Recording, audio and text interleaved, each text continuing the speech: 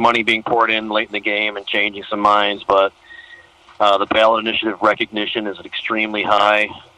It's at like 75%, and we asked, well, what would be a common number for recognition of a ballot initiative? And they said in the teens. Maybe the gerrymandering one might be in the 40s or something like that, but nothing hits like this. It's just, Yeah, because everybody's kept it in the public eye, and we just haven't let the issue die, and I think that plays a lot here. Yeah, it sure does. What do you think about this? What do you think about this shakeup of the leadership at Marijuana Policy Project? Oh, yeah. Looks like they've got a new executive director. How does that impact the campaign?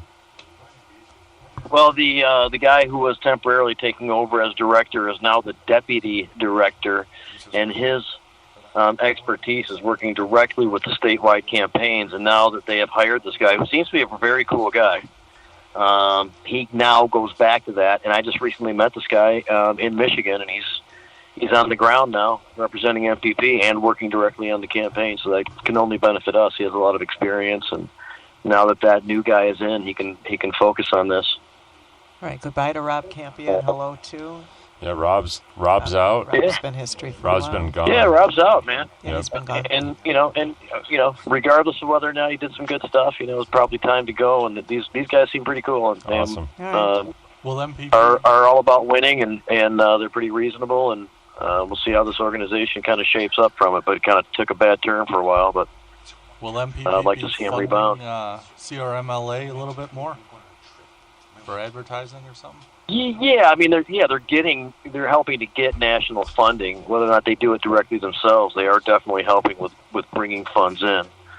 So there's some stuff lined up, and they're going to kind of gauge what some of the opposition efforts and how far they're going to go, and how much ads they're going to buy, and all the other things that they look out for to see what they're up against as far as spending goes. But things, barring mistakes being made or the opposition coming through with an inordinate amount of money and some weird, campaign that works the last hour. I mean, it's set for some good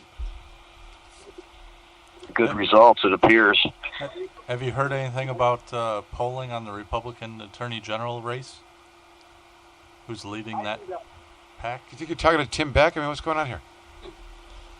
I was going to ask. I haven't heard any. I've heard some polling. You're going to have to ask another witness that but one, Counselor. It's been this witness is not qualified to answer that I was question. going to ask the witness who he would recommend to be AG of Michigan.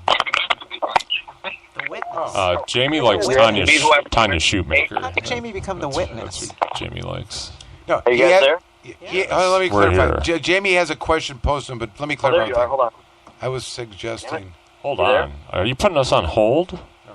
We're live, you son of a bitch. All right, well, I'm glad we were able to help you. Oh, my. Is he at the gas station? What are you doing, Jamie? He's at the gas station. All types of weird shit. Rick just got in the car with me. Oh, Rick. All types of weird shit. All right, let's hear some. So I'd like to know what your guys' opinion is of this news this past week that all the police organizations in the state, along with the prosecutors association or Prosecuting Attorney Association of Michigan, has aligned directly with Deb's good friend Scott Greenlee in Healthy and Productive Michigan. Yep. Yeah. Not surprising. Yep. I'll say this: not only not surprising, but I'm surprised they didn't do it earlier. I mean, this has been approved for the ballot quite some time ago. So if they're only doing it 3 months before the election, they missed an awful lot of organizational time. Seems like they don't have their shit together. They like to do that shit for the news to take place closer to the election, so it might be more fresh in somebody's mind. Maybe they don't really have to. They kind of get the sound PR on that project. They did that thing with the Otsego County, which of course the county doesn't have any decision making for the individual communities according to the opt-in, the local opt-in side of the law. So, but symbolically, he lined up Otsego County to say they didn't want the activity in the county or something like that. So I don't know. It's part of their opposition deal, I guess. Did we get any information about the Michigan Sheriff's Association little thing they had against legalization? Their panel.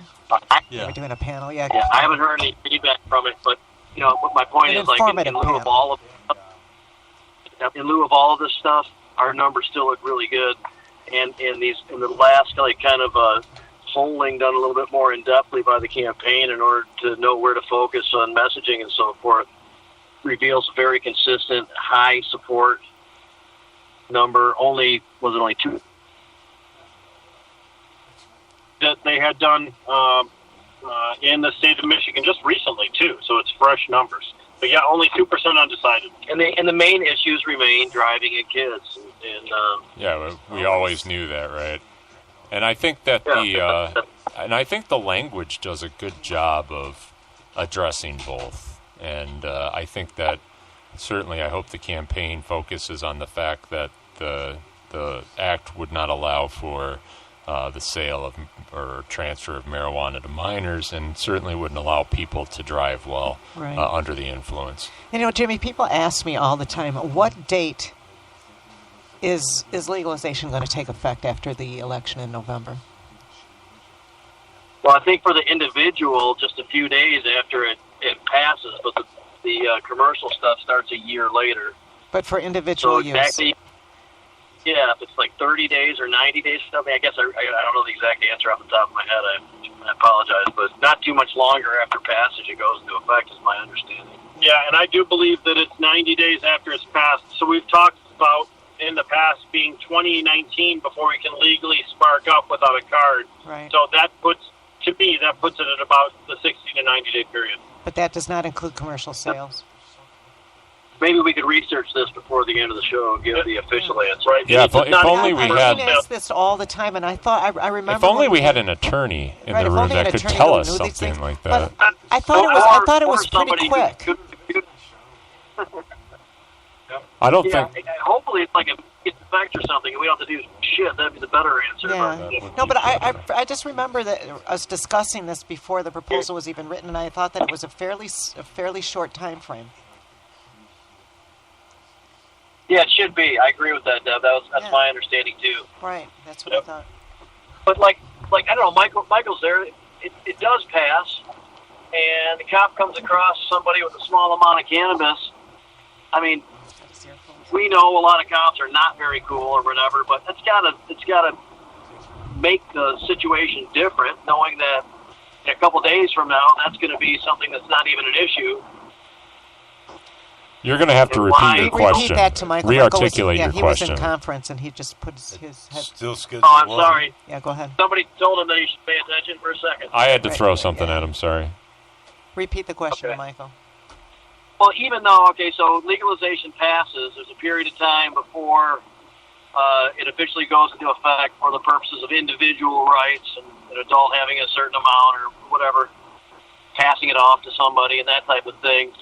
So even though there's going to be that period of time from passage to the time where it's officially law, a police officer, and we know that we don't have the coolest police officers necessarily in this state in some areas, but what even like the really ridiculous ones have to think twice, knowing that just in a few days that exact thing is going to be, allowable.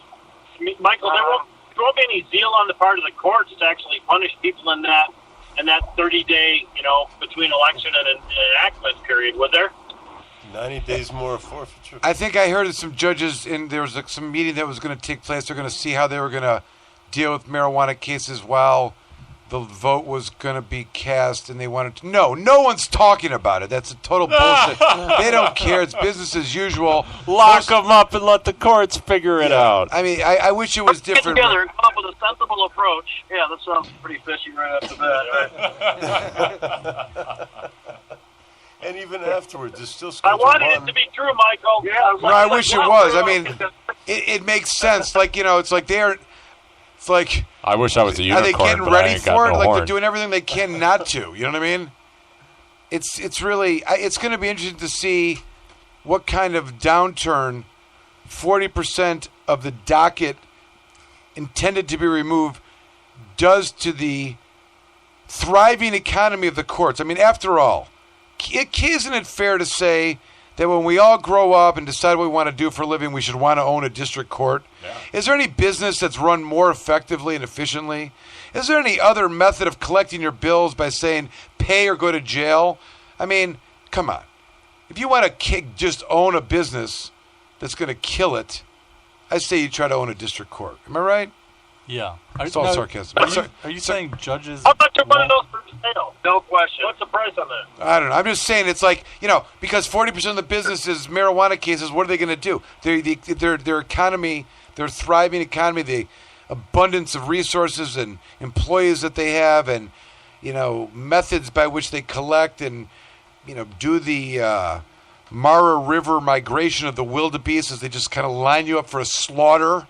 Like, come here and get slaughtered and So let's start running lean. Yeah, they're going to find they're going to be like all of a sudden, like, what happened to the wildebeest? They're not coming anymore. What happened? They're not coming, So it's going to be interesting to see. I have no mercy for them. As far as I'm concerned, I hope they die hungry and without food. They eat each Slow other. death. And eat each other. That's better. That they eat each other. Figuratively die, counselor. Figuratively.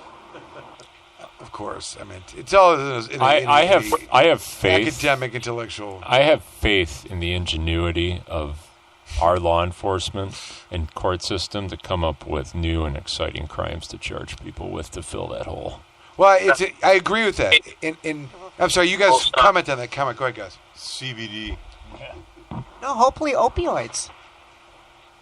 Spend the money, chasing that. Sending cops after fucking. So, Michael, are you saying that opioid users, judges but, aren't the whole- lining up to stay all of your cases to wait for legalization? No.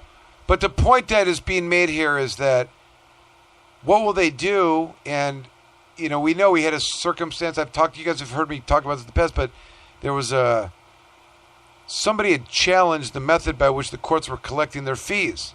And when they pulled back the green curtain, they saw that there was some real outrageous inconsistencies that were going on, to the effect where you could walk out of a court in like Redford, Michigan with a drunk driving and a total cost fees and oversight of $1,200 and walk out of Rochester District Court with a fee of $3,200, and people are spinning their heads saying, what is different here? How can that be? And it's because of non-statutory based or legislatively enacted basis, but some judicially based nonsense of how they're going to decide they're going to raise money for the courts. And when the Court of Appeals got a hold of that and said this is totally inappropriate and cut back all these methods and set them back to the original statutory methods of collecting fees, you know what happened? The lobbyists for the court, because the court, of course, needs lobbyists, went to the legislature and they got like $100 million passed to support them. So they are very industrious and they do have tremendous survival techniques and skill set. But it is kind of interesting when and if the legislature is passing laws or enforcing, endorsing, and writing the laws forced upon them by the will of the people, which is to stop making money on arrests, one could argue. Maybe, the answer is we're not going to float your budget. Locally, you're going to have to suffer. Maybe you want to consider opting in and getting some tax revenue that way. I don't know. Stop me if I'm out of line. No, keep going. We love it. I mean, I'm saying this whole thing that we're in, to me, is it's the nightmare that Republicans would hate. It's the biggest government overreach that's ever existed. You've got local communities that need money to support their local police officers, and the way that they go about it is by forfeiture and creating more crimes and creating a centralized banking system that they call a court that forces individuals to come in and pay the medieval, king in the fiefdom that they happen to live in. That's what we're really living in. The only way to undo this is to really free up all of that, and recognize that we don't need so many law enforcement agents, and that if the cities can't afford them, they're going to have to get the support from somewhere else. There's statistics that show that legalized states have better clearances of other crimes after legalization. That's a good point. So they go hand in hand. Or the argument is that it's not there. They've had to cut budgets. That they've been able to justify the budgets that they've been running on now because they realized 40% of the money that was being spent on law enforcement was going for the victimless